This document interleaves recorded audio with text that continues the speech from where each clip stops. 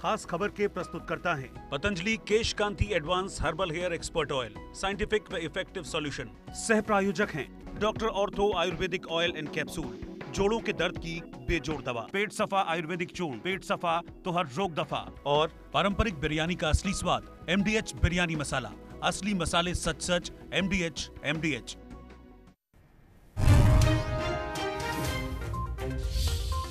आम आदमी पार्टी का विपक्ष पर निशाना। आम आदमी पार्टी के प्रदेश प्रवक्ता पंकज पंडित का बयान, कहा आप मॉडल और केजरीवाल से डर रहे हैं भाजपा और कांग्रेस।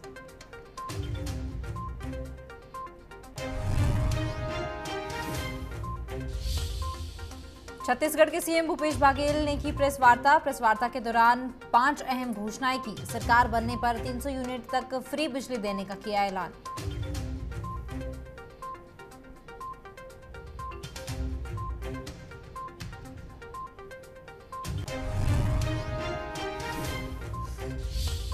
धर्मशाला के गग्गल में अज्ञात शव मिलने से क्षेत्र में सनसनी फैली। रहस्यमय परिस्थितियों में मिला शव, नग्न अवस्था में खड्ड से बरामद हुआ शव। पुलिस ने शव को कब्जे में लेकर जांच की शुरू।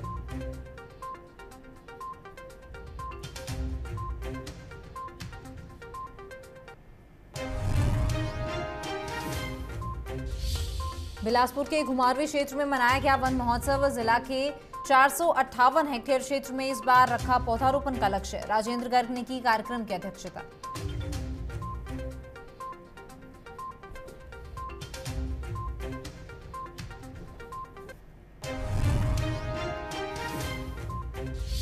HRTC पेंशनर कल्याण संघ ने डीसी को सौंपा ज्ञापन। सेवानिवृत्त कर्मचारियों और के खिलाफ दर्ज FIR रद्द करवाने की मांग। कर्मचारी सरकार से कई बार लगा चुके हैं गुहार, लेकिन नहीं हुआ कोई समाधान।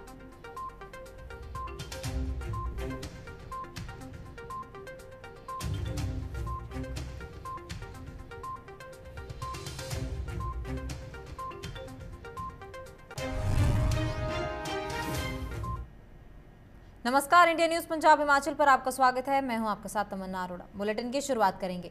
आम आदमी पार्टी के प्रदेश प्रवक्ता पंकज पंडित ने धर्मशाला में पत्रकार वार्ता का आयोजन किया, जिसमें उन्होंने विपक्ष पर निशाना साधा है। विपक्ष को अपने निशाने पर लेते हुए उन्होंने कहा कि भाजपा और कांग्रेस दोनों ही पार्टियों को आम आदमी पार्टी और अरविंद केजरीवाल के मॉडल का खौफ है। इसके साथ ही उन्होंने कहा कि बीजेपी और कांग्रेस आम आदमी पार्टी के मॉडल को कॉपी कर रहे हैं। इसके साथ ही भूपेश बघेल पर भी उन्होंने निशाना साधा और कहा कि सचिन पायलट और भूपेश बघेल बताए कि हिमाचल आकर हिमाचल के लोगों से 300 यूनिट फ्री बिजली, महिलाओं को प्रतिमाह 1500 रुपये और युवाओं को रोजगार देने की बात उन्होंने की है। लेकिन क्या उन्होंने राजस्थान या छत्तीसगढ़ में फ्री बिजली दी है? आजादी के 75 साल बाद प्रदेश की जनता को बधाई देना चाहूंगा कि आम आदमी पार्टी ने जो वादा किया था कि इस बार के चुनाव मुद्दों पे होंगे।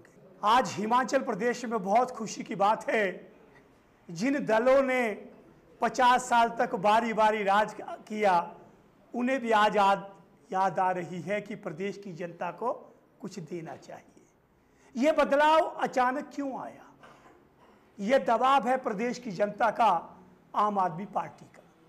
इससे पहले माननीय जयराम ठाकुर जी ने बिजली पानी मुफ्त करने की बात की और कल कांग्रेस ने बहुत बड़ी घोषणा करते हुए प्रदेश की जनता को 300 यूनिट बिजली, रोजगार और महिलाओं को 1500 रुपये देने की घोषणा। मेरा सवाल है कि जब हमने यहाँ पहली बार कदम रखा तो कहा गया था यहाँ दिल्ली मॉडल नहीं चलेगा, यहाँ केजरीवाल नहीं चलेगा, लेकिन आज क्यों दोनों दल आम आदमी पार्टी की राह पर चलने को मजबूर? और पिछले 50 साल से क्या मजबूरी थी आपकी कि आपने जनता को मूलभूत सुविधाओं से दूर रखा?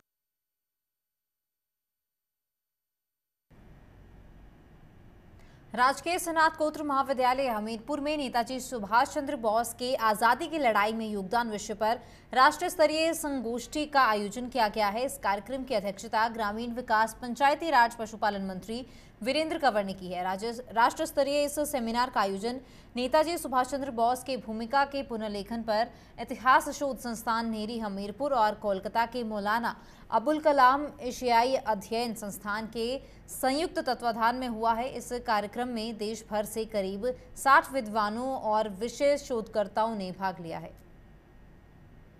इस मामले पे सेमिनार में ही कहेंगे लेकिन इतिहास संकलन समिति और शोध संस्थान नेरी का एक बहुत ही महत्वपूर्ण एक प्रयास है जो ये किया जा रहा है।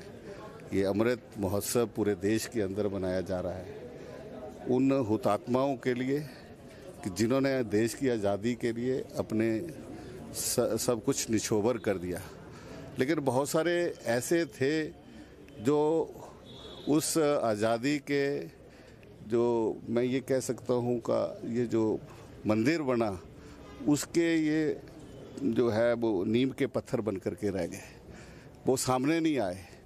उन लोगों को सामने लाना, उनका वीरतापूर्ण इतिहास समाज को पढ़ाना, ये काम जो है वो इतिहास संकलन समिति कर रही है। मैं इनको बहुत बहुत बधाई देता हूं। तिरंगा हमारी मान सम्मान और एक बलिदान का प्रतीक है और इसका मान और सम्मान सबको करना है। कांग्रेस को इस तरह की होछी राजनीति इसमें नहीं करनी है। भारतवर्ष अमृत महोत्सव जो है वो पूरे देश के अंदर मना रहा है।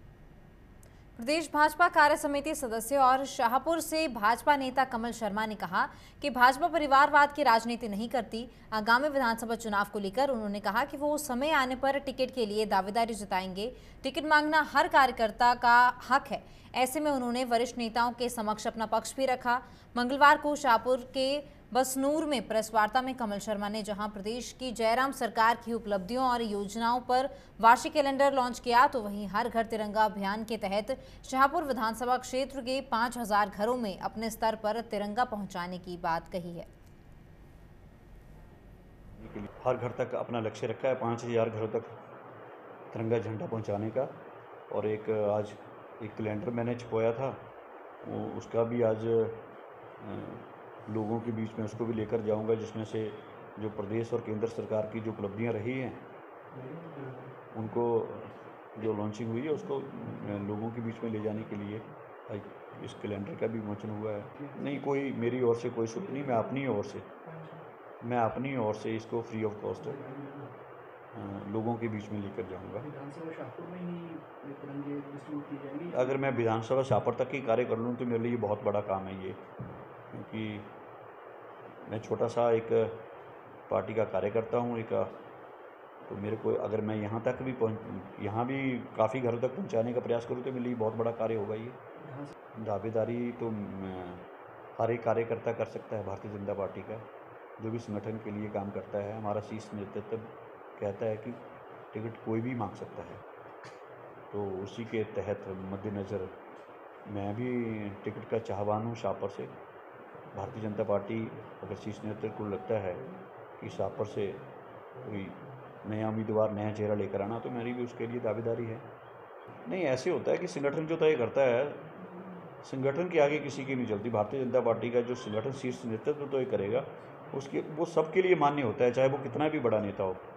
हमारे लिए ये सिखाया जाता है कि संगठन सर्वोपरि है। नेता कोई भी है वो संगठन से ऊपर नहीं है। जो संगठन तय करेगा वही हर कार्यकर्ता, हर नेता को मानना पड़ता है।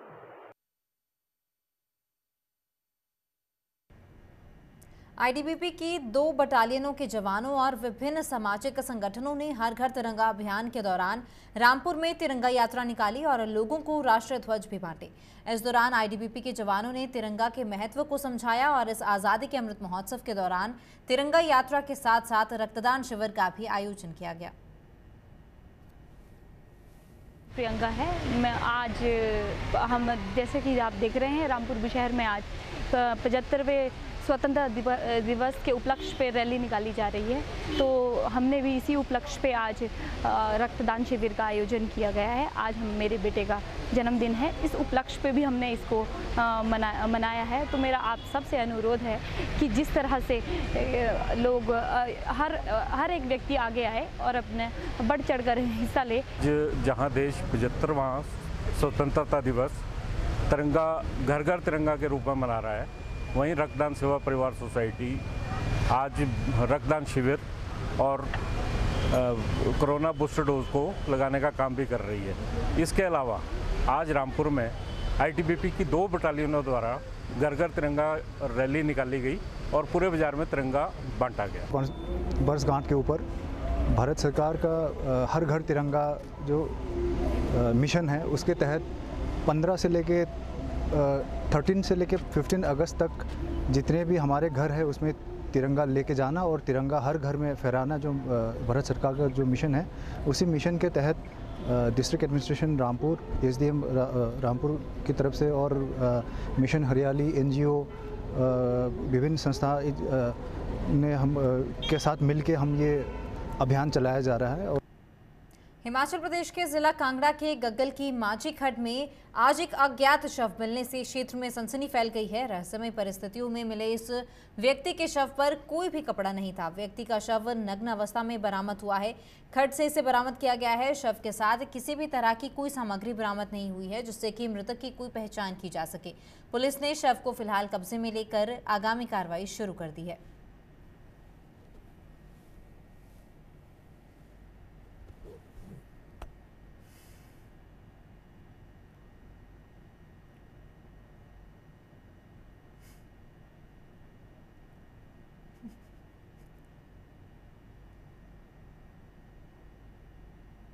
मंडी जिला युवा कांग्रेस द्वारा गांधी भवन में मंगलवार को राष्ट्रीय युवा कांग्रेस का 62वां स्थापना दिवस मनाया गया। इस मौके पर जिला मंडी युवा कांग्रेस के जिलाध्यक्ष तरुण ठाकुर और युवा कांग्रेस के जिला भर से कार्यकर्ता मौजूद रहे।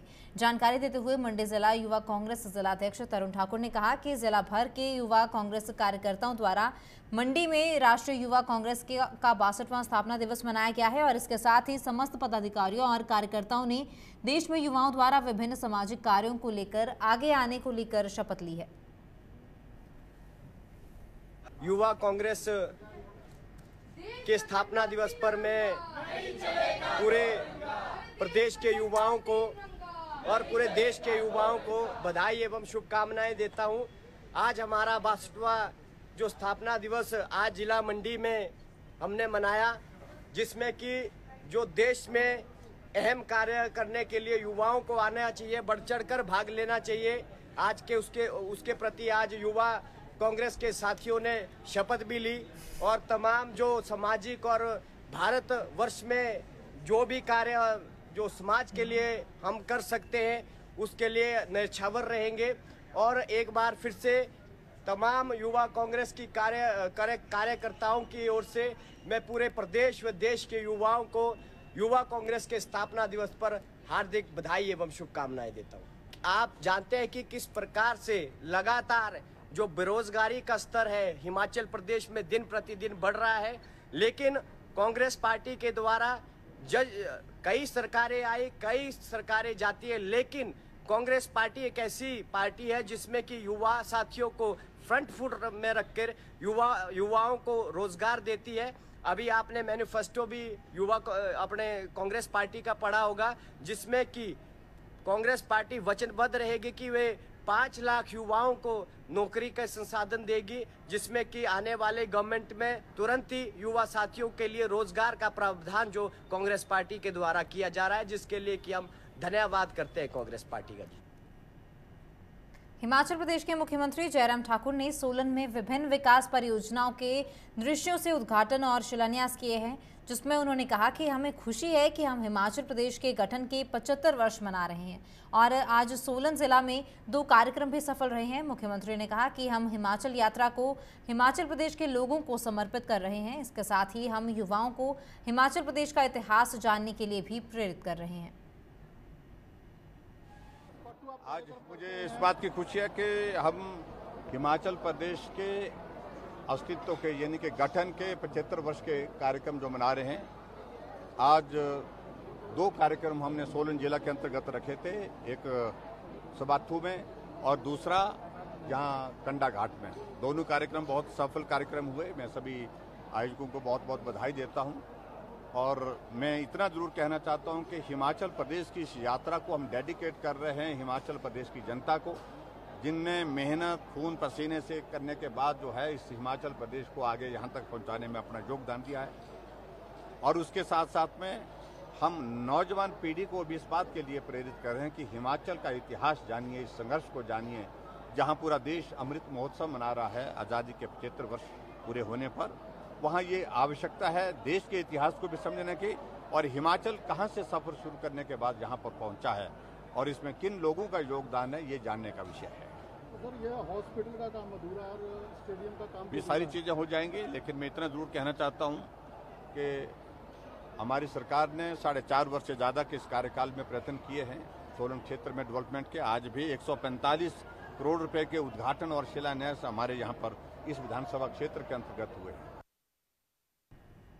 बीते दिन राजधानी शिमला में छत्तीसगढ़ के मुख्यमंत्री भूपेश बघेल ने एक पत्रकार वार्ता की थी, जिस दौरान प्रदेश अध्यक्ष प्रतिभा सिंह भी उनके साथ मौजूद रही। छत्तीसगढ़ के सीएम भूपेश बघेल ने कांग्रेस पार्टी की ओर से 5 घोषणाएं की हैं। उन्होंने कहा है कि अगर कांग्रेस की सरकार सत्ता में आती है तो ये 5 जो अहम फैसले हैं वो लिए जाएंगे। पहला फैसला है कि 300 यूनिट तक मुफ्त बिजली प्रदेशवासियों को दी जाएगी। स्टार्टअप के लिए युवाओं को 10 करोड़ रुपए तक दिए जाएंगे और पुरानी पेंशन योजना को फिर से बहाल किया जाएगा। इसके साथ ही 5 लाख नौकरियां देने का भी ऐलान किया गया है। और क्या कुछ उन्होंने कहा है वो भी आप सुनिए। 60 वर्ष तक के महिलाओं को भी 1500 रुपये महीना हमारी सरकार देगी। तीसरा, आज रोजगार छीनने की बात हो रही है, नौकरी छीनने की बात हो रही है, और जिस प्रकार से अग्निवीर के माध्यम से यहाँ के हिमाचल प्रदेश में एक रोजगार का नौकरी मिलने का सबसे बड़ा साधन सेना में भर्ती का होता है। बहुत सारे नौजवान कोरोना के पहले 5000 से अधिक नौजवानों की भर्ती हुई थी, वो इंतजार कर रहे थे नियुक्ति पत्र का, लेकिन हाथ लगा अग्निवीर जो 4 साल की नौकरी रहेगी, उसके बाद जिंदगी भर भूतपूर्व सैनिक कहलाएंगे। न कहाँ 1 रैंक 1 पेंशन की बात हो रही थी, अब नो रैंक नो पेंशन की बात हो रही है, और यहाँ भी लोगों को रोजगार नहीं मिल रहा है। तो जितने खाली पद हैं उनको भरा जाएगा, और साथ ही कांग्रेस की सरकार ऐसी योजना लेकर आएंगे जिससे हिमाचल के 5 लाख नौजवानों को रोजगार मिल सके। महिलाओं को, नौजवानों को रोजगार उपलब्ध कराने के लिए, चूंकि यहाँ 67 विधानसभा है, 68 विधानसभा है, तो वहाँ स्टार्टअप के लिए प्रत्येक विधानसभा में 10 करोड़ की राशि के हिसाब से 680 करोड़ राशि उपलब्ध कराई जाएगी, ताकि वहाँ रूरल इंडस्ट्रियल पार्क लगाया जा सके, स्टार्टअप किया जा सके, जिससे लोगों को, और वो ब्याज मुक्त रहेगा। प्रदेश के सीएम जयराम ठाकुर के ड्रीम प्रोजेक्ट ग्रीनफील्ड एयरपोर्ट बल्है के निर्माण को लेकर बल्है बचाओ किसान संघर्ष समिति का संघर्ष तेज हो गया है। इसके तहत संघर्ष समिति ने सचिव नंदलाल वर्मा की अध्यक्षता में बल्है के कंसा चौक से विधायक इंद्र सिंह गांधी के कुम्भ स्थित आवास तक तिरंगा पद यात्रा निकाली है। इसके उपरांत बल्है बचाओ किसान संघर्ष समिति के कार्यकर्ताओं द्वारा विधायक इंद्र सिंह गांधी का भी घेराव किया गया है। कार्यकर्ताओं द्वारा मौके पर इंद्र सिंह गांधी को खूब खरी खोटी सुनाई गई और अंतर्राष्ट्रीय एयरपोर्ट के निर्माण को लेकर मुख्यमंत्री जयराम ठाकुर के समक्ष उनकी मांगों को प्रमुखता से उठाने की मांग की गई है।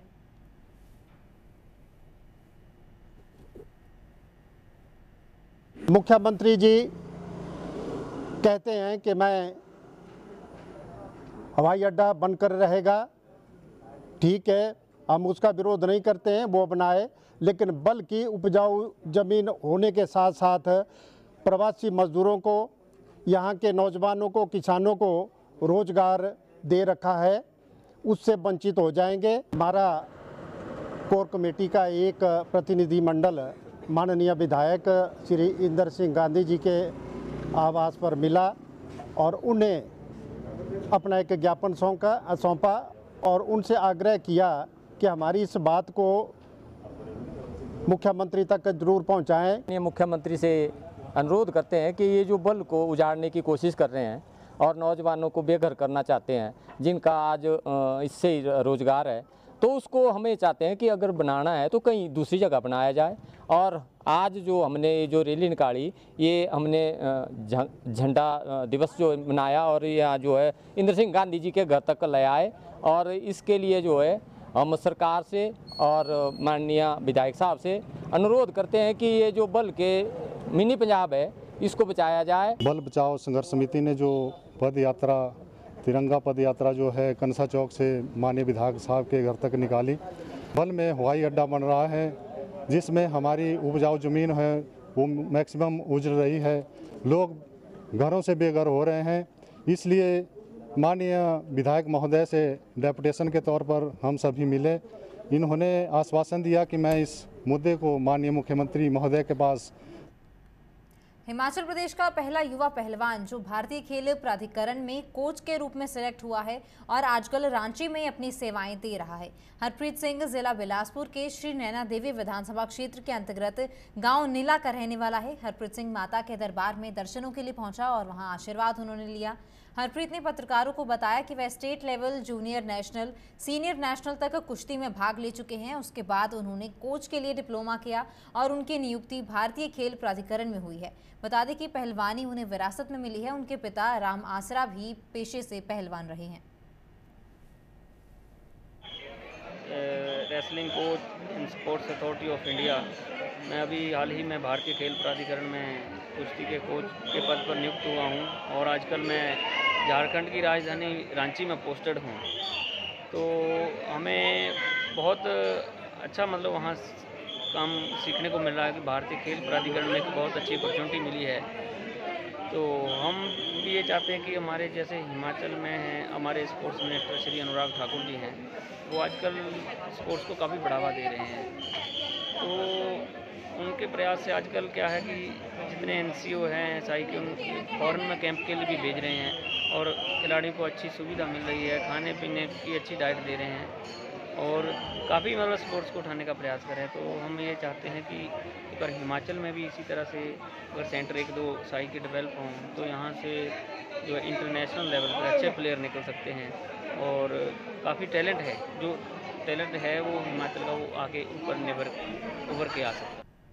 फिलहाल इस बुलेटिन में इतना ही। आप बने रहें इंडिया न्यूज़ पंजाब हिमाचल के साथ। नमस्कार।